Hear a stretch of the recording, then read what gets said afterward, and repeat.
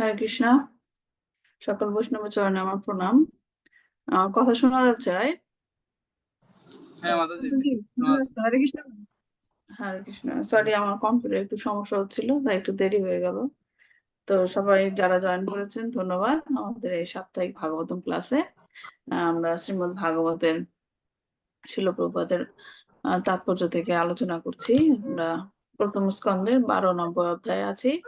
আজকে আমরা 19 নম্বর শ্লোক থেকে পড়বো। তো শুরুতে আমরা জয় রাধা মাধব এবং মঙ্গলাচরণ দিয়ে শুরু করব। আজকে আমাদের জয় রাধা মাধব মঙ্গলাচরণ করে শোনাবে প্রতি মাতাজি। মাতাজি আপনি শুরু করুন।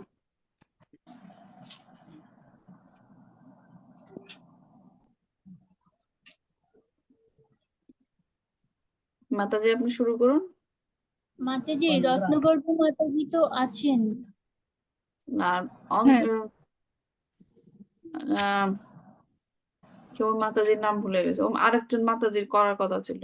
মাতাজি আজকে কি তপতি মাতাজি করবে না কে? একজন করলেই হবে। কে করতে চান? আমি করবো মাতাজি। আচ্ছা করুন, একজন করলেই হয়, করুন। হরে কৃষ্ণ মাতাজি। সকল বৈষ্ণবের চরণ আমার প্রণাম। জয় রাধা মাধব কুঞ্জ বিহার, জয় রাধা মাধব কুঞ্জ বিহারি, জয় গোপী জন বল্লভ গিরিবর, জয় গোপী জন বল্লভ গিরিবর ধারি, যশোদানন্দন ব্রজ জনরঞ্জন, যশোদানন্দন ব্রজ জনরঞ্জন, যমুনা তীর বনচারী, জয় রাধা মাধব কুঞ্জ বিহারি, হরে কৃষ্ণ কৃষ্ণ কৃষ্ণ হরে হরে, হরে রাম রাম রাম হরে হরে, জয় প্রভুপাদ জয় প্রভুপাদ প্রভুপাদ জয় প্রভুপাদ, জয় জয় প্রভুপাদ প্রভুপাদ প্রভুপাদ, জয় জয় প্রভুপাদ। নিতাই গৌর হরি বল, হরি বল, হরি বল, নিতাই গৌর হরি বল। ওম অজ্ঞানতিমিরান্ধস্য জ্ঞানাঞ্জনা শলাকয়া চক্ষুর্মিলিতাং যেন তস্मै শ্রী গুরুবে নমঃ। শ্রী চৈতন্য মনোভীষ্টাং স্থাপিতাং যেন ভূতলে স্বয়ং রূপ পদমহং দদাতি স্বপদান্তিকং বন্দেহং শ্রীগুরু শ্রীযুত পদকমলং শ্রীকৃষ্ণ বৈষ্ণবাংশ শ্রীরূপং সাগ্রজাতং সগুণ রঘুনাথং বিতং তং সজীবং সাধুতং সাবধূতং পরিজন সহিতং কৃষ্ণ চৈতন্য দেবং শ্রী রাধা কৃষ্ণ পাদান সগুণ ললিতা শ্রী বিশাখানিতাংশ। হে কৃষ্ণ করুণা সিন্ধু দীনবন্ধু জগৎপতে গোপীশা গোপিকা কান্ত রাধাকান্ত নমস্তুতে। তপ্ত কাঞ্চন গৌরাঙ্গী রাধে বৃন্দাবনেশ্বরী বিশাখানুসুতে দেবী প্রণমামি হরি প্রিয়ে। বঞ্চা কল্পতরুভ্যশ্চ কৃপা সিন্ধু এব চ পতিতানাং পাবনেভ্যো বৈষ্ণবেভ্যো নমো নমঃ। নমঃ বিষ্ণুপাদায় কৃষ্ণবেষ্টায় ভূতলে শ্রীমতে ভক্তিবেদান্ত স্বামিনিতি নামিনে। নমস্তে সরস্বতী দেবে গৌরবাণী কুসারিণে নির্বিশেষ শূন্যবাদী পাশ্চাত্য দেশোতারিণে। জয় শ্রীকৃষ্ণ চৈতন্য প্রভু নিত্যানন্দ শ্রী অদ্বৈত গদাধর শ্রীমতী গৌরভক্তবৃন্দ। হরে কৃষ্ণ কৃষ্ণ কৃষ্ণ হরে হরে, হরে রাম রাম রাম হরে হরে। নারায়ণং নমস্কৃত্যং নরং চৈব নরোত্তমং দেবীং সরস্বতী ব্যাসং ততো জয় মুদীরয়েৎ। ছিন্নতম সখতা কৃষ্ণ পিন্ন শ্রবণ কীর্তনম হৃদয়স্তঃ ভদ্রাণি বিধুনতি সুহৃৎসম। নষ্ট প্রায়েষু ভদ্রেষু নিত্যং ভাগবত সেবয়া ভগবতোত্তম শ্লোকে ভক্তির্ভবতি নষ্টিতি। ওং নমো ভগবতে বাসুদেবায়, ওং নমো ভগবতে বাসুদেবায়, ওং নমো ভগবতে বাসুদেবায়। হরে কৃষ্ণ। শ্রীমদ্ ভাগবতম কি জয়, শিল প্রভুপাদ কি জয়, তাই গৌর ব্রহ্মানন্দে হরি হরি। তপতি মাতাজি, আপনার মেয়ের নাম কি? হরে কৃষ্ণ। হরে কৃষ্ণ। আপনার মেয়ের নাম কি? হরে কৃষ্ণ। আমার নাম হরে কৃষ্ণ। দেবস্মিতা।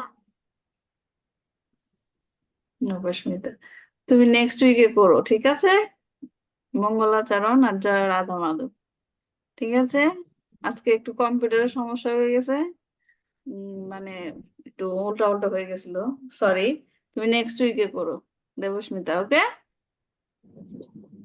ঠিক আছে। ঠিক আছে, তাহলে আমরা শুরু করছি। হুম তো আমরা প্রথম স্কন্ধে 12 নম্বর অধ্যায়ে আছি। দেখা যাচ্ছে না? আপনাকে দেখতে পাচ্ছি কিন্তু 12 মাতাজি নম্বর অধ্যায়ে আমরা গত সপ্তাহে 18। এই দেখা যাচ্ছে, এখন দেখা যাচ্ছে।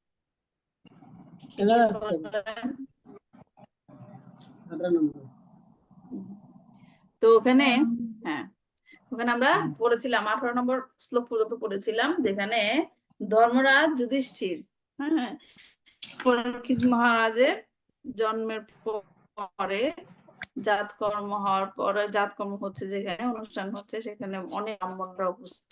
তো সেই ব্রাহ্মণদের, হ্যাঁ, ব্রাহ্মণদেরকে পরীক্ষিত মহারাজ জিজ্ঞেস করছে, সরি, মহারাজ পরীক্ষিত মহারাজ সম্বন্ধে যে শিশু বড় হবে, বড় হয়ে আমাদের যে বংশের কীর্তিমান রাজর্ষি, হ্যাঁ, পরীক্ষিত মহারাজ তো রাজা হবে, কিন্তু যুধিষ্ঠির মহারাজ জানতে চাচ্ছিলেন রাজর্ষি হবেন কিনা। রাজা এবং রাজর্ষির মধ্যে আমরা তো ক্লাসে পার্থক্য বুঝেছিলাম, রাজর্ষিদের বলা হয়। তো এখন পরীক্ষিত মহারাজ রাজর্ষি হবেন কিনা সেই সম্বন্ধে জিজ্ঞেস করছেন। হ্যাঁ, তো এখানে লাস্ট যে একটা কথা বলা হয়েছিল, প্রভুপাদ তার পাঠ লিখেছিলেন, তারপর নিরীহ জনসাধারণের শাসনের জন্য সমাজযোগ্যতা সম্পন্ন কর্মচারীকে রেখে যাওয়া তার অবশ্য কর্তব্য। এই কথাটা গুরুত্বপূর্ণ। একজন রাজর্ষি যে রাজ্য চালনা করে, হ্যাঁ, চালনা করে, তা পরবর্তীতে তিনি যখন পরবর্তীতে উপস্থিত থাকবেন, পরবর্তীতে থাকবেন না, তখন তার পদ রেখে চান যিনি এইরকম ভাবে প্রজাদেরকে করে যাবেন। তো সে সম্বন্ধে প্রভুপাদ বলে, আধুনিক রাজ্যগুলিতে সাধারণত জনসাধারণ শূদ্র বা সাধুতে পরিণত হয়েছে। হ্যাঁ, তাদের যে রাষ্ট্র পরিচালনা করছে তাদের শাসনের ব্যাপার শাস্ত্র জ্ঞান, রাজ্য চালাতে কি রাজর্ষির মতো চালাতে হবে, তার মতো শুধু রাজার মতো পার্থক্য করবেন, এই যে লাভ হবে কি করে, হ্যাঁ, যে লাভ হবে, আর লাভ মানে কি, জীবন সবকিছু তাদেরকে কি করতে হবে, পারমার্থিক ভাবে যারা যেন উন্নত হতে পারে, সেই সম্বন্ধে তাদেরকে জ্ঞান দিতে হবে। কি রত্নগর্ভ মাতাজি কিছু বলতে চাই, বলেছেন? হ্যাঁ, হরে কৃষ্ণ মাতাজি। মাতাজি মাঝে মাঝে শোনা যাচ্ছে না, কিছু অস্পষ্ট। বলতে চান রত্নগর্ভ মাতাজি? হ্যাঁ মাতাজি, শোনা যাচ্ছে, আমার কথা শোনা যাচ্ছে? হরে কৃষ্ণ। হ্যাঁ মাতাজি, ওই যে শোনা যাচ্ছে না, মাঝে মাঝে কথা স্পষ্ট শোনা যাচ্ছে না। আজকে কিছু করার নেই। ও আচ্ছা। হ্যাঁ, শোনা যাচ্ছে, আমি জানি না আমার সমস্যা করতে। যাই হোক,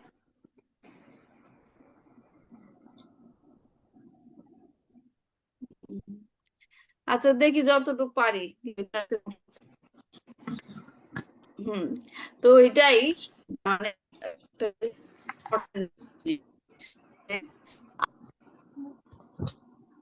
কি কারণে জিজ্ঞেস করছে ব্রাহ্মণদের যে পরীক্ষিত রাজর্ষি হবেন কিনা। হ্যাঁ, তিনি ভবিষ্যৎ চিন্তা করছেন যে আমি যখন থাকবো না, হ্যাঁ, এই পরীক্ষিত সেই রকম ভাবে রাজ্য পরিচালনা করবে কিনা। তো শিল প্রভুপাদ আধুনিক ব্যবস্থায়, আধুনিক সমাজ ব্যবস্থায় বলছেন যে এখন এই রাজার পদরা কি করেছে, শূদ্ররা গ্রহণ করেছে। শূদ্ররা গ্রহণ করাতে সে এখন সেই রাজ্য শূদ্রাধমে পরিণত হয়েছে। হ্যাঁ, তাদের কোনো রাজ্য পরিচালনা করার কোনো শাস্ত্রগত জ্ঞান নেই, শাস্ত্রগত জ্ঞান নেই। শুধুমাত্র তারা কি হয়, কাম এবং লোভে পূর্ণ সূত্রচিত মনোভাবের দ্বারা পরিব্যাপ্ত। কাম এবং লোভ, কে কত আর্ন করতে পারবে, আমি কতটুকু সঞ্চয় করতে পারবো, শুধু নিজের চিন্তা। এই প্রকার নেতারা নিজেদের মুদ্রা করে দলের বা গোষ্ঠীর সাথে প্রায় মন্ত্রিমণ্ডলীর পরিবর্তন হয়। হ্যাঁ, সকলেই মৃত্যু পর্যন্ত রাজ্যের সম্পদ শোষণ করতে চায়। হ্যাঁ, জীবনের দিন পর্যন্ত শুধু শোষণের চিন্তা করে, নিজের চিন্তা করে। হ্যাঁ, রাজ্যের প্রজাদের কথা চিন্তা করে না। তো এই শোষণ করার মনোভাব থাকে সেই সমস্ত নিম্নতরের মানুষরা কিভাবে জনসাধারণ কল্যাণ, তার ফলে যাদের ক্ষমতা রয়েছে তারা ঘুষ নেয়, ষড়যন্ত্র করে, মিথ্যাচার করে। হ্যাঁ, তাদের প্রদান করার শিক্ষা নেওয়া উচিত কিভাবে আদর্শ হতে। হ্যাঁ, এরকম শ্রীমদ্ ভাগবতে দেখতে পাই। মহারাজ, পরীক্ষিত মহারাজ, অম্বরীশ মহারাজ, প্রহ্লাদ মহারাজ, এদের পৃথু মহারাজ, এদের উদাহরণ থেকে শিক্ষা নেওয়া উচিত যে কিভাবে রাজর হলে কি জ্ঞান নিয়ে প্রজাদেরকে শাসন করা যায়।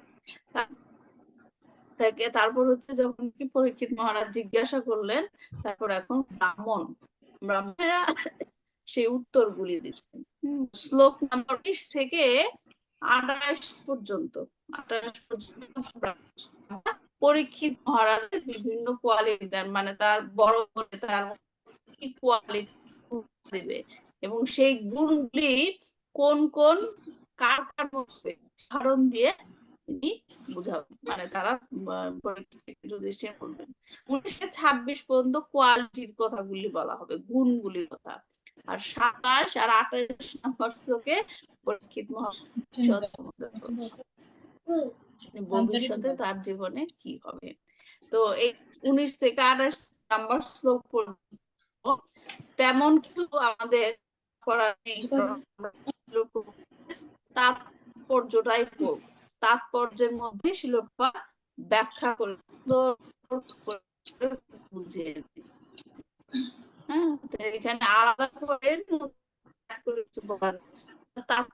জানবো প্রভুপাদ আমাদেরকে কিভাবে বুঝিয়েছে। শ্লোক নাম্বার 19, দীক্ষা দীক্ষা কুরি মানবা ব্রহ্মণ্য সত্য সন্দশ্চ রাম দাসরথি যথা।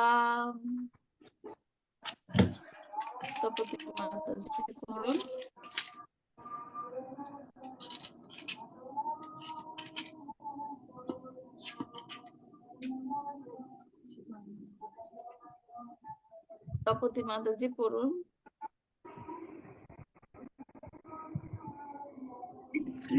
মাতাজি, আমার এখানে তো গ্রন্থ নাই, আপনি একটু স্লাইডটা উপরে দিলে আমি একটু দেখতে পেতাম। হরে কৃষ্ণ।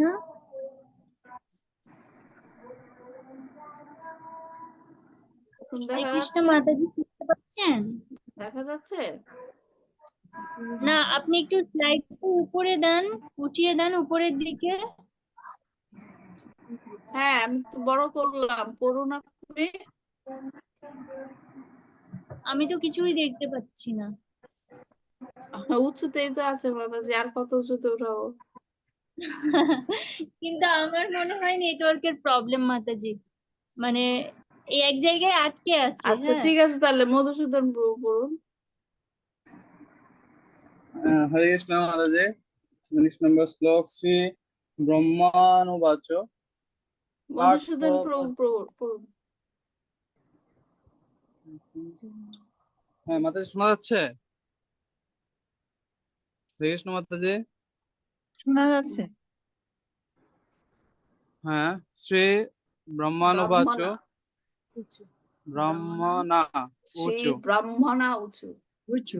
শ্রী ব্রহ্মণা হ্যাঁ উচু হ্যাঁ, পার্থ প্রজাপিতা সাক্ষাধীরক্ষা কুরিব মানব ব্রহ্মণ্য সত্য সৌন্দর্য রম দাস রথির যথা। শব্দার্থ, ব্রাহ্মণ সৎ ব্রাহ্মণেরা উচ্চ বললেন, পার্থ হে পৃথা কুন্তী নন্দন যুধিষ্ঠির, প্রজা যাদের জন্ম হয়েছে অবিতা রক্ষক সাক্ষাৎ সাক্ষাৎ ইক্ষ্বাকু ইব, মহারাজ ইক্ষ্বাকুর মতো মানব মনুর পুত্র ব্রাহ্মণ্য ব্রাহ্মণদের অনুগামী এবং তাদের প্রতি শ্রদ্ধাশীল সত্য সন্দ সত্য প্রতিজ্ঞ চ ও রাম ভগবান শ্রী রামচন্দ্র দাশরথীয় মহারাজ দশরথের পুত্র যথা তার মতো। অনুবাদ, ব্রাহ্মণেরা বললেন, হে কুন্তিনন্দন যুধিষ্ঠির, এই বালক সাক্ষাৎ মনুপুত্র ইক্ষ্বাকুর মতো প্রজার রক্ষক এবং দশরথ নন্দন শ্রীরামচন্দ্রের মতো ব্রাহ্মণের হিতকারী ও ব্রাহ্মণ্য নীতি পরায়ণ, বিশেষত সত্য প্রতিজ্ঞ হবেন। হরে কৃষ্ণ।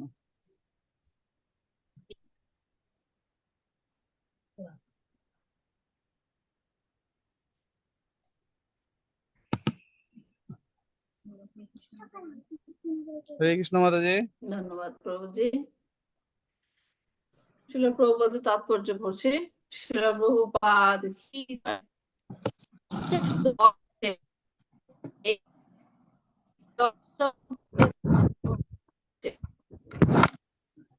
হ্যাঁ,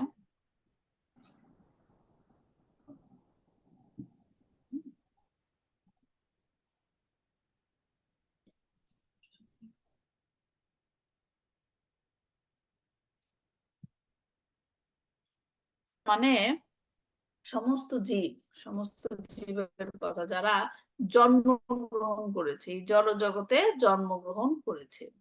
হ্যাঁ, প্রকৃতপক্ষে জীবের কোনো জন্ম বা মৃত্যু নেই, কিন্তু ভগবানের সেবা থেকে বিচ্ছিন্ন হওয়ার ফলে এবং জড়া প্রকৃতির উপর আধিপত্য করার বাসনা চরিতার্থ করার জন্য তাকে উপযুক্ত শরীর প্রদান করা হয়। তার ফলে সেই জীব প্রকৃতির নিয়মের দ্বারা বদ্ধ হয়ে যায় এবং তার কর্ম অনুসারে তার জড়দেহ পরিবর্তিত হতে থাকে। এইভাবে জীব 84 লক্ষ বিভিন্ন যোনিতে এক দেহ থেকে দেহান্তরিত হতে থাকে। কিন্তু ভগবানের বিভিন্ন অংশ হওয়ার ফলে ভগবান জীবনের সমস্ত আবশ্যকতাগুলি পূর্ণ করে তাকে পালনই করেন না, অধিকন্তু তিনি স্বয়ং এবং দ্বারাও রক্ষা করেন। হ্যাঁ, এখানে দুই রক্ষার কথা বলা হয়েছে, যে ভগবান জীবদেরকে রক্ষা করেন, কারণ রক্ষা করেন, কাউ করতে পারে। এখানে যে কারাগারের কথা বলা হচ্ছে সেটা হচ্ছে কি জড় জগৎ। যেহেতু আমরা ভুল করেছি, হ্যাঁ, ভুল করার ফলে তো তাদেরকে শাস্তি পেতেই হয়, তাদেরকে শাস্তি দেওয়ার জন্য তাদের কারাগারে পাঠানো হয়। তো সেই রকমই আমরা যেমন ভগবানকে ভুলে গিয়ে যে করেছি, ভগবানের সাথে আমরা প্রতিদ্বন্দ্বিতা করতে চেয়েছি, সেই কারণে যে ভুল করেছি সেই ভুলের মাসুল দেওয়ার জন্য আমাদেরকে এই জড়জগৎ নামক কারাগারে নিক্ষিপ্ত করা হয়েছে। হ্যাঁ, এবং সেই কারাগারে আমাদেরকে নিক্ষিপ্ত করেই যে ভগবান ভুলে গেছেন তা নয়, আমাদের এই কারাগারেও আমরা কিভাবে যেন আমরা ঠিক মতো চলতে পারি, আমাদেরকে রক্ষা করার জন্য তিনি কি করেন, অন্য তার ভক্ত বা রাজর্ষিদের দ্বারা আমাদেরকে তিনি রক্ষা করেন। মহারাজ পরীক্ষিত ছিলেন একজন আদর্শ রাজর্ষি, কেননা তিনি যখন তার রাজ্যে ভ্রমণ করেছিলেন, এখানে উদাহরণ দেওয়া হয়েছে রাজর্ষি মানে কি, তাকে রাজর্ষি কেন বলা হচ্ছে, কারণ তিনি সমস্ত প্রজাদের প্রতি সমভাব, তাদের রক্ষা করতেন। এখানে দেওয়া হয়েছে তিনি যখন তার রাজ্যে গেলেন তখন তিনি দেখেন যে মূর্তিমান কলি একটি গাভীকে হত্যা করতে উদ্যত হয়েছে। তিনি কলিকে এক হত্যাকারী সাব্যস্ত দান করেছিলেন। তার বোঝা যায় যে ঋষি সদৃশ প্রশাসকেরা পশুদের পর্যন্ত রক্ষা করতেন, তারা আপ্রবণতার ফলে পক্ষান্তরে যারা জড়জগতে জন্মগ্রহণ করেছে তাদের বেঁচে থাকার অধিকার আছে বলে বেঁচে থাকার অধিকার আছে, সে মানুষই হোক সকলেরই বেঁচে থাকার অধিকার আছে। সেই কথা চিন্তা করে ভগবত গীতায় রয়েছে। সেখানে বলা হয়েছে যে সূর্যদেব বিবস্বানকে ভগবান সেই জ্ঞান দান করেছিলেন এবং গুরু পরম্পরার ধারায় সেই জ্ঞান প্রবাহিত হয়েছে। যেমন সূর্যদেব তার পুত্র মনুকে সেই জ্ঞান দান করেছিলেন এবং মনু মহারাজ ইক্ষ্বাকুকে তা দান করেছিলেন। ব্রহ্মার একদিনে চতুর্দশ মনুর আবির্ভাব হয় এবং এখানে যে মনুর উল্লেখ করা হয়েছে তিনি হচ্ছেন সপ্তম মনু, তিনি একজন প্রজাপতি এবং সূর্যদেবের পুত্র, যার নাম বৈবস্বত মনু। তার 10 পুত্র, মহারাজ ইক্ষ্বাকু তাদের অন্যতম।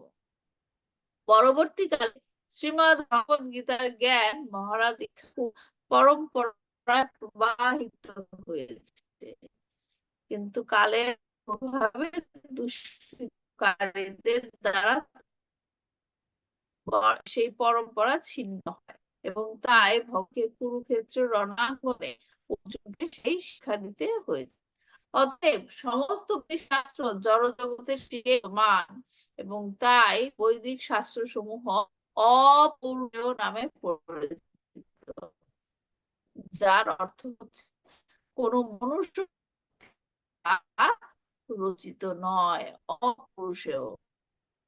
বৈদিক ভগবান প্রথমে এই ব্রহ্মাণ্ডের সৃষ্ট।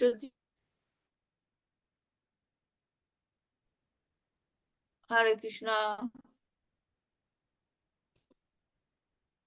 কোথায় আমরা দেখতে পাই যে ভগবান এই বৈদিক জ্ঞান সর্বপ্রথম ব্রহ্মাকে শুনিয়েছিলেন? কোথায় লেখা আছে?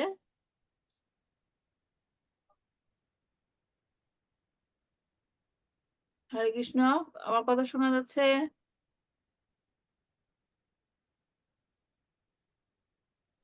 হ্যাঁ মাতাজি, শোনা যায়। গীতায় লেখা আছে সূর্যদেবকে প্রথম জ্ঞান দান করেছিলেন ভগবান। হ্যাঁ, কোথায় লেখা আছে? শ্রীমদ ভগবত গীতায় গীতায় গীতায় লেখা আছে ভাগবতী 40 লক্ষ বছর আগে সূর্যদেব দেবস্থানকে জ্ঞান দান করেছিলেন। ব্রহ্মাকে প্রথম শুনিয়েছিলেন, এটা গীতায় লেখা আছে।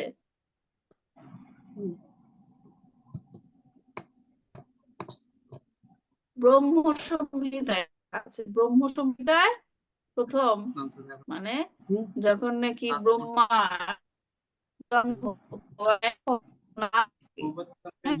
তখন তিনি যখন তার উৎস খুঁজছিলেন, উৎস খুঁজতে খুঁজতে খুঁজতে সেই পদ্ম ফুলের গোটা দিয়ে তখন তিনি তার গায়ত্রী মন্ত্র চ্যান্ট করতে থাকলেন। তখন ভগবান বাঁশির সুরে তাকে বৈদিক জ্ঞান মানে তাকে দীক্ষিত করলেন, যেটা নাকি আহ কৃষ্ণ গায়ত্রী মন্ত্র, যে মানে মেন যে গায়ত্রী মন্ত্র, তাকে দীক্ষিত করলেন ভগবান তার বাঁশির সুরে। তো সৃষ্টির প্রথম জীব ব্রহ্মা প্রথম এই বৈদিক শাস্ত্রের জ্ঞান পেয়েছিলেন ভগবান কাছ থেকে। এখন শিল প্রভুপাদ এখানে যে ব্রাহ্মণেরা পরীক্ষিত মহারাজের বিভিন্ন গুণ মানে তুলনা করে বলছিলেন কার এটা শিল প্রভুপাদ সেই সমস্ত যে ক্যারেক্টারের কথা বলা হয়েছে, ইক্ষ্বাকু, দশরথ চন্দ্র, তাদের কথা শিল প্রভুপাদ বলবেন। মহারাজ ছিলেন বৈবস্বত মনুর পুত্রের তার 100 পুত্রের জীব, সমস্ত জীব, সে পশুই হোক বা অন্য মানব হোক, যত কিছুই হোক, যার জন্ম হয়েছে তাকেই প্রজা বলা হচ্ছে, এবং তারা হচ্ছেন প্রজা রক্ষক। এখন আমিষ আহার করতে গেলে কি করবে? প্রজাদের কি করতে হবে? হত্যা করতে হবে। তাই তিনি আমিষ আহার নিষিদ্ধ করেছিলেন। তার পুত্র শশাঙ্ক তার মৃত্যুর পর রাজা হন।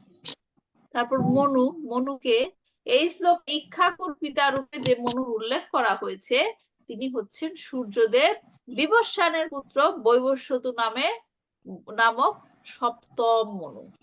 অর্জুনকে শ্রীমদ্ ভগবত গীতা শিক্ষা দেওয়ার পূর্বে ভগবান শ্রীকৃষ্ণ সেই শিক্ষা দান করেন সূর্যদেব বিবস্বানকে, যার কাছে মনু এই জ্ঞান প্রাপ্ত হয়েছিলেন। মানব জাতি হচ্ছে মনুর বংশধর। এই বৈবস্বত মনুর ইক্ষ্বাকু নভ, স্বরজাতি, নরসিংহ, পুরুষ, কৃষ্ণ এবং বসুমান নামক 10টি পুত্র ছিল। শুরুতে ভগবান মৎস্যরূপে অবতরণ করেছিলেন। তিনি শ্রীমদ্ ভগবত গীতার তত্ত্ব সম্বন্ধীয় শিক্ষা তার পিতা লাভ করে মহারাজ ইক্ষ্বাকুকে দান করেন। বংশ পরম্পরায় চলে আসছে। এটা যেমন বংশ পরম্পরায়,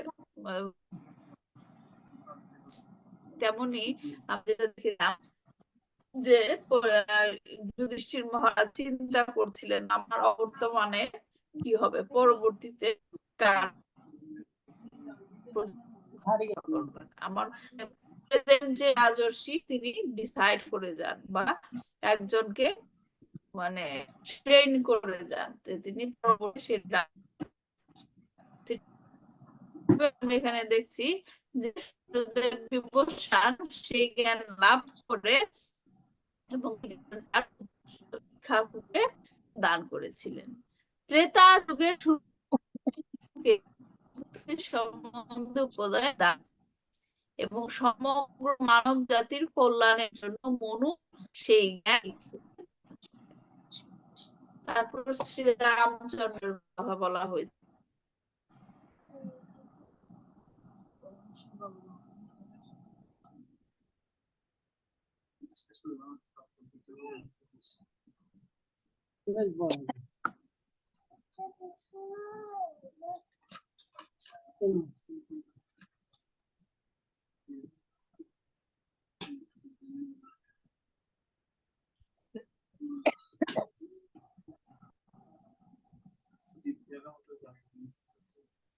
উৎপাত সৃষ্টি করছিল।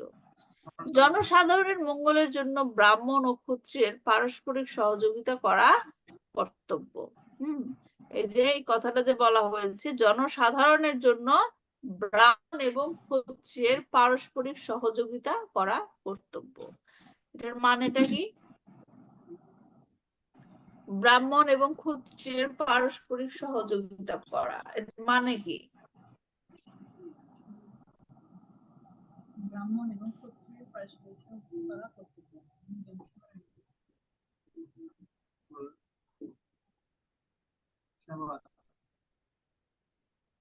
মানে হচ্ছে এর মানে কি?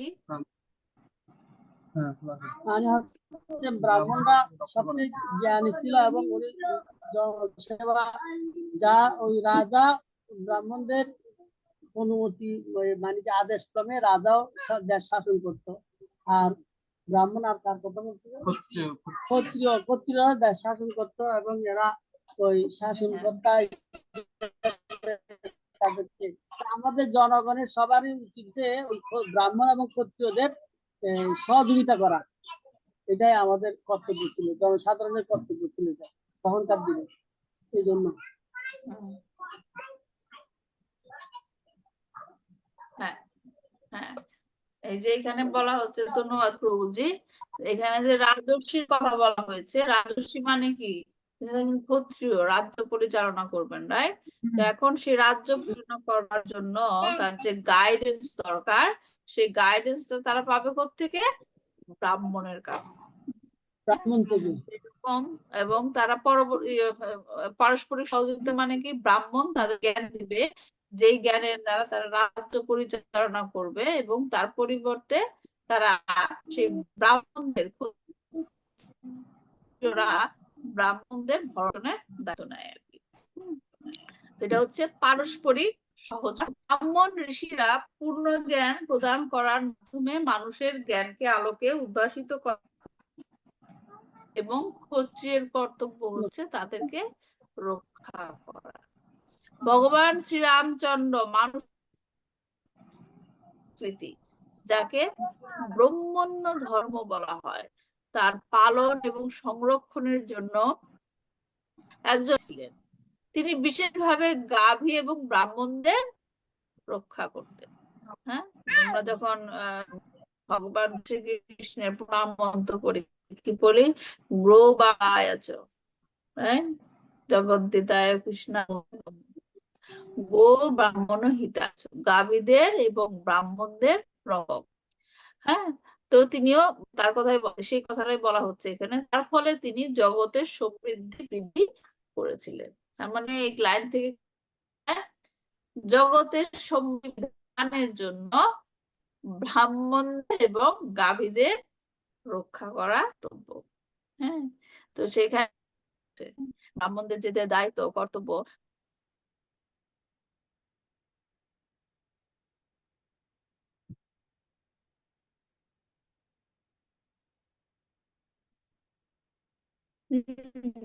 এবং গাভীদের কথা যে বলা হয়েছে, যে গোলক বৃন্দাবনে হচ্ছে গাভী থাকে না, তো ভগবান গো ব্রাহ্মণ হিতায়।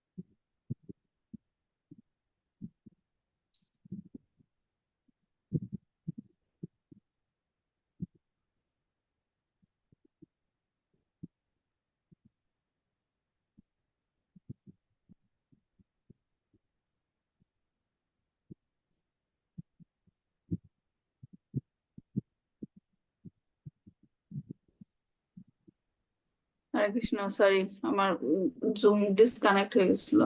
এখন শোনা যাচ্ছে আমার কথা? হ্যাঁ, শোনা যাচ্ছে। শোনা যাচ্ছে। আজকে খুব সমস্যা হচ্ছে ইন্টারনেটে।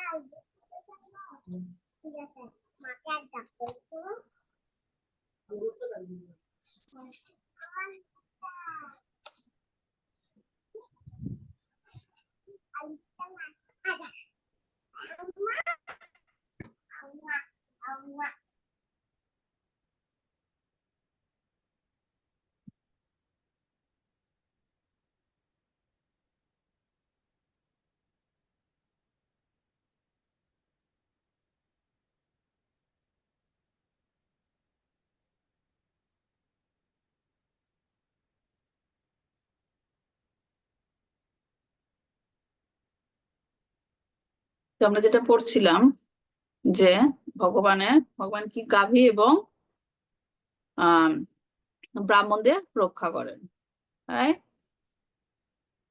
শ্রীরামচন্দ্রের কথা বলা হয়েছে এখানে। তার ফলে জগতের সমৃদ্ধি বিধান মানে সমৃদ্ধি বৃদ্ধি করেছিলেন। হ্যাঁ, তো সেখানে থেকে আমাদের শিক্ষণীয় বিষয় হচ্ছে সমাজের যদি জগতের সমৃদ্ধি করতে চাই আমরা কি গাভী এবং ব্রাহ্মণদেরকে রক্ষা করতে হবে।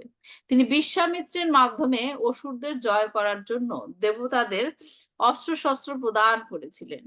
মহারাজ জনকের ধনুর্যজ্ঞে তিনি উপস্থিত ছিলেন এবং অজেয় হরধনু ভঙ্গ করে তিনি মহারাজ জনকের কন্যা সীতা দেবীকে বিবাহ করেছিলেন। তার বিবাহের পর তিনি তার পিতা মহারাজ দশরথের আদেশে 14 বর্ষব্যাপী বনবাস স্বীকার করেছিলেন। তারপর দেবতাদের শাসন ব্যবস্থায় সাহায্য করার জন্য তিনি 14,000 অসুর সংহার করেছিলেন এবং অসুরদের প্ররোচনায় রাবণ তার পত্নী সীতা দেবীকে হরণ করেছিল। তিনি সুগ্রীবের সঙ্গে সখ্য স্থাপন করেন এবং তার সহায়তায় সুগ্রীব তার ভ্রাতা বালিকে বধ করেন। শ্রীরামচন্দ্রের সহায়তায় সুগ্রীব বানরদের রাজা হন। ভগবান তারপর সীতাকে অপহরণকারী ব্রাহ্মণের রাজ্য লঙ্কায় যাওয়ার জন্য ভারত মহাসাগরের উপর পাথর দিয়ে একটি ভাসমান সেতু নির্মাণ করেন। ব্রাহ্মণকে সংহার করে তার ভ্রাতা বিভীষণকে লঙ্কার সিংহাসনে অধিষ্ঠিত করেন। বিভীষণ ছিলেন রাক্ষস রাবণের ভ্রাতা, কিন্তু রামচন্দ্র তাকে অমরত্ব লাভের বর প্রদান করেন। চতুর্দশ বৎসর অতিবাহিত হওয়ার পর লঙ্কার সমস্ত কার্য সম্পন্ন করে তিনি পুষ্পক বিমানে তার রাজ্য অযোধ্যায় প্রত্যাবর্তন করেন। এখানে যে বলা হচ্ছে শ্রীরামচন্দ্র বিভীষণকে অমরত্ব প্রদান করেছিলেন, এই অমরত্ব মানে কি? অমরত্ব কথাটার মানে কি? না, আশীর্বাদ করছিলেন। হরে কৃষ্ণ মাতা। করতে যে ওনাকে হ্যাঁ, না অমরত্ব কথাটার মানে কি? অমরত্ব, অমর আর কি অমর বানায় ফেলেছে, নি- মৃত্যু হবে না। মৃত্যুঞ্জয় অমর, মৃত্যুকে জয় করে আর কি। ভগবানের আশীর্বাদে সে মৃত্যুকে জয় করতে পারে কিন্তু এবং মানুষের মৃত্যুঞ্জয় মানে অমর। মৃত্যু কথাটা মানে কি? মৃত্যু কি হবেই না? হবে, যখন মহাপ্রলয় হয় তখন হবে ভগবানের মৃত্যু ইচ্ছা। কি হবেই না? অমরত্ব মানে কি? অমরত্ব মানেটা হচ্ছে না, এটা হচ্ছে ইচ্ছা মৃত্যু না, এটা হচ্ছে অমরত্ব প্রদান করেছে শেষ পর্যন্ত, সৃষ্টি পর্যন্ত, সৃষ্টি শেষ পর্যন্ত তার মানে তিনি অমর থাকবেন। মহাপ্রলয় তো সেটা অমর আর কি। থাকবে। ইচ্ছা মৃত্যু না, ইচ্ছা মৃত্যু হচ্ছে ভীষ্মদেবের, ঠিক। হ্যাঁ, হ্যাঁ, মহাপ্রলয় কিন্তু অমর তো থাকবে। বিভীষণ 14 বৎসর অতিবাহিত হওয়ার পর লঙ্কার হ্যাঁ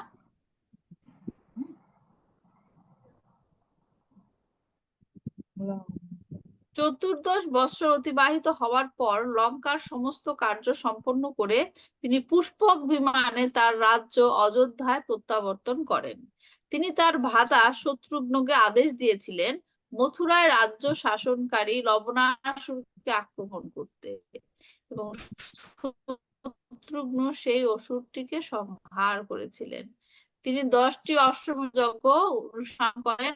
তিনি সরযূ নদীতে স্নান করার সময় অন্তর্হিত হয়ে তার লীলা সংবরণ করেন। রামায়ণ নামক মহাকাব্য হচ্ছে এই পৃথিবীতে ভগবান শ্রীরামচন্দ্রের দ্বারা রচিত। এখানে কার কার সাথে তুলনা করলেন ব্রাহ্মণেরা? কার কার মতো হবে? যে ইক্ষ্বাকুর মতো প্রজারক্ষক হবে। কোয়ালিটিটা কি? প্রজারক্ষক। এবং শ্রীরামচন্দ্রের মতো ব্রাহ্মণের হিতকারী এবং সত্য প্রতিজ্ঞ হবেন। তারপরের শ্লোকে কার কথা বলা হচ্ছে?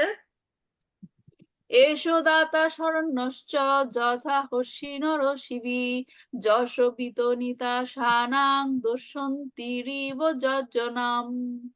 এষো দাতা শরণ্যশ্চ যথা হস্য নর শিবি যশ বিতনিতা শানাং দস্যন্তিরিব যজ্জনাম। আমি আজকে পড়ে দিচ্ছি, যেদিন ইন্টারনেটের সমস্যা হচ্ছে একটু।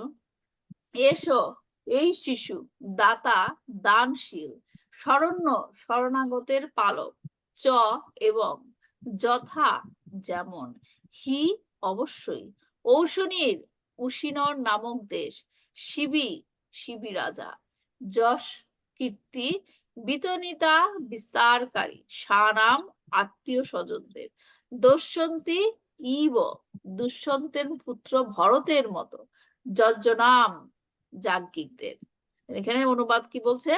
এই শিশুটি উশিনর রাজ্যের রাজা যশস্বী শিবির মতো বদান্য দাতা। যশস্বী শিবি, এখানে যদি ভগবত গীতার কথা মনে পড়ে, যখন নাকি পাণ্ডবদের আর্মিদের কথা বলা হচ্ছিল, দুর্যোধন যে দ্রোণাচার্যকে বলছিল, তখন এই যে সব্যা মানে যে তার সাথে পাণ্ডবদের সাথে যুদ্ধ করছে, এই শিবির পুত্র হচ্ছে সব্যা। হ্যাঁ, সব্যা, সেই সব্যার কথাই বলা হয়েছিল। এবং তিনি কি হবেন? শিবির মতো বদান্য দাতা এবং শরণাগতের পালক হবেন। ও মহারাজা দুষ্যন্তের পুত্র ভরতের মতো জ্ঞাতিবর্গ ও যাজ্ঞিক সহ তার বংশের যশ বিস্তার করবেন। তাৎপর্য: রাজা তার দান, যজ্ঞানুষ্ঠান, শরণাগতের রক্ষা ইত্যাদি কর্মের দ্বারা বিখ্যাত হন। ক্ষত্রিয় রাজা শরণাগতকে সুরক্ষা প্রদান করে গর্ববোধ করেন। রাজার এই মনোভাবকে বলা হয় ঈশ্বর ভাব। হ্যাঁ, সুন্দর একটা কথা, ঈশ্বর ভাব, অর্থাৎ সৎ উদ্দেশ্যে সুরক্ষা প্রদান করার শক্তি। হ্যাঁ, যে কথাটার মানেটা দেখেন, সৎ উদ্দেশ্য, কাউকে সুরক্ষা প্রদান করার মধ্যে সৎ উদ্দেশ্য। সৎ উদ্দেশ্যটা মানে কি? কোনো ব্যাক কিছু চাবে না, যে আমি তাকে সুরক্ষা প্রদান করলাম, তার কাছ থেকে আমি কিছু চাই, এরকম কোন উদ্দেশ্য না। সৎ উদ্দেশ্য, সুরক্ষা মানে সুরক্ষা, তাকে আমি রক্ষা করব, তার মধ্যে বিহাইন্ডে কোনো মোটিভ নাই। শ্রীমদ্ ভাগবত গীতায় ভগবান জীবদের উপদেশ দিয়েছেন শরণাগত হওয়ার, এবং তিনি প্রতিশ্রুতি দিয়েছেন যে তাহলে তিনি তাদের সর্বতোভাবে রক্ষা করবেন। ভগবান সর্বশক্তিমান এবং তার ভক্তদের সুরক্ষা প্রদানে অবহেলা করেন। এই যে তিনি এখানে বলছেন, যে শিল প্রভুপাদ বলছেন যে তিনি প্রতিশ্রুতি তিনি তাদের সর্বভাবে রক্ষা করবেন। তাহলে মানে কি? শরণাগত হলে কি ভগবান রক্ষা করে না? শরণাগত হলে কি ভগবান রক্ষা করে না? সবাই হচ্ছে ভগবানের সন্তান, ভগবান সবসময় তাদেরকে রক্ষা করেন। কিন্তু শরণাগত এবং শরণাগত না হওয়া, শরণাগত হলে ভগবান নিজে তাদের সুরক্ষা প্রদান করেন এবং শক্তি, বিভিন্ন শক্তির মাধ্যমে তাদেরকে রক্ষা করেন। অজ্ঞানী ব্যক্তি যারা শরণাগত হয় নাই, তারপর যখন তাদের কোনো কিছু ভালো কিছু ঘটে, তারা রক্ষা পায়, তারা নিজের সেই রক্ষাটা পেয়েছে। পিছনে বসে সবকিছু কলকাঠি নাড়ছেন, তারা জিনিসটা বুঝতে পারে না। ভগবানের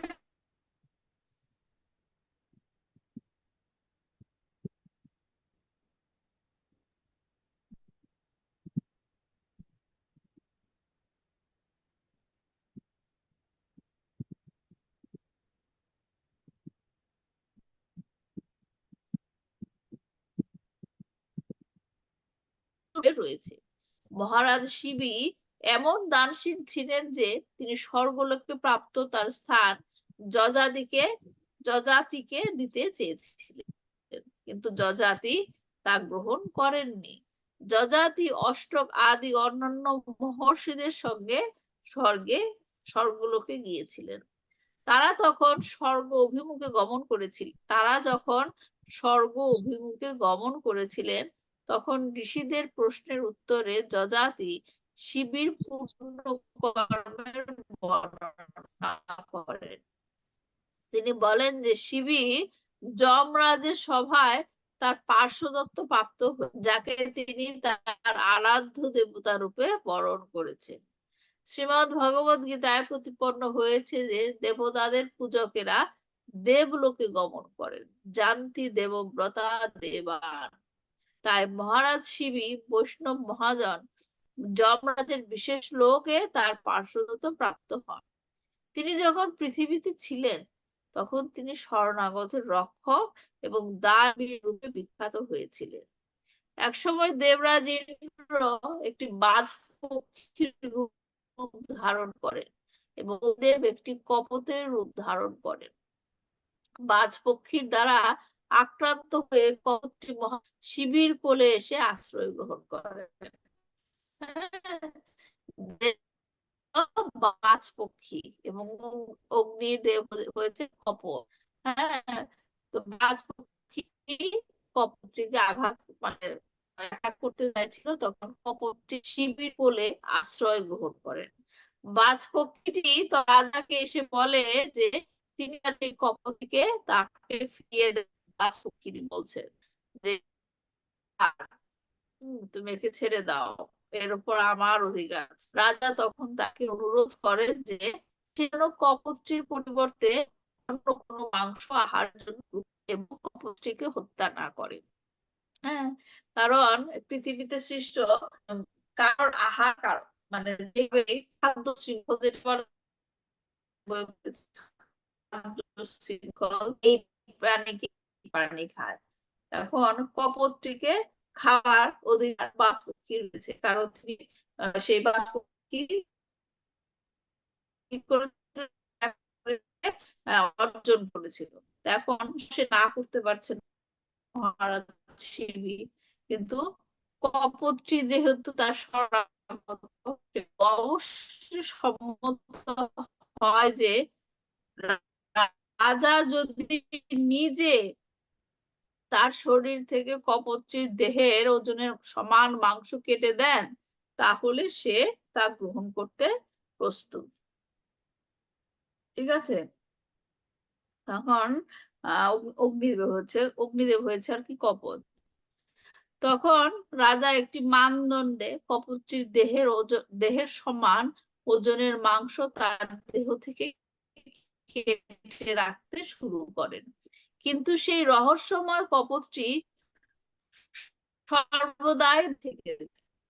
তখন রাজা স্বয়ং সেই মানদণ্ডে উঠে বসেন এবং দেখা যায় যে ওজনই সমান হয়েছে। এইভাবে মহারাজ শিবী শরণার্থীকে রক্ষা করার জন্য তার ফলে দেবতারা অত্যন্ত শূন্য হয়। তখন দেবরাজ ইন্দ্র এবং অগ্নিদেব তাদের পরিচয় প্রকাশ করেন এবং রাজাকে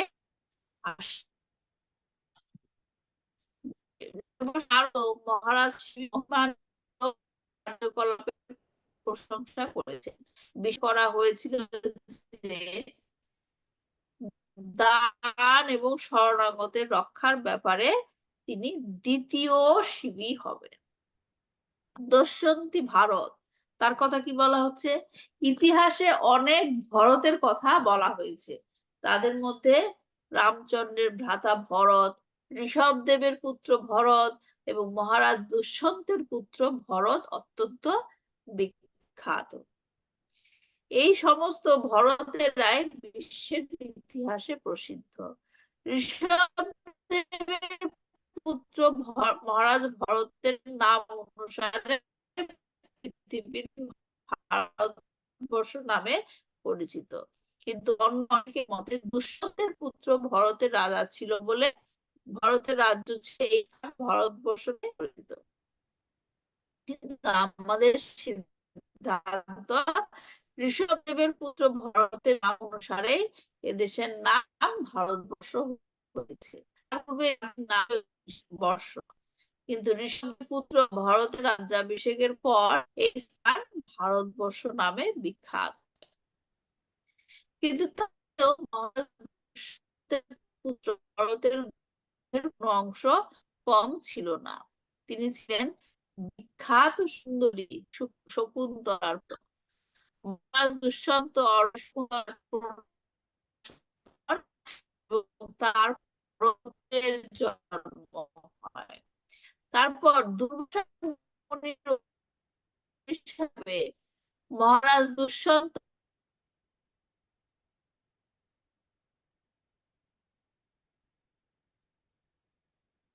দমন বলে নাম দিয়েছিল, অর্থাৎ যিনি সকলকে দমন করতে সক্ষম। মহারাজ ভরতের পূর্ণ বর্ণনা মহাভারতের আদি পর্বে দেওয়া হয়েছে। মহারাজ দুষ্যন্তের পুত্র বিখ্যাত মহারাজ ভরতের বংশে জন্মগ্রহণ করার ফলে পাণ্ডবদের বা কুরুদেরও কখনো কখনো ভারত বলে সম্বোধন করা হয়। ঠিক আছে, তাহলে আজকে এই পর্যন্তই থাক। নেক্সট উইক আমরা 21 নম্বর শ্লোক থেকে পড়বো।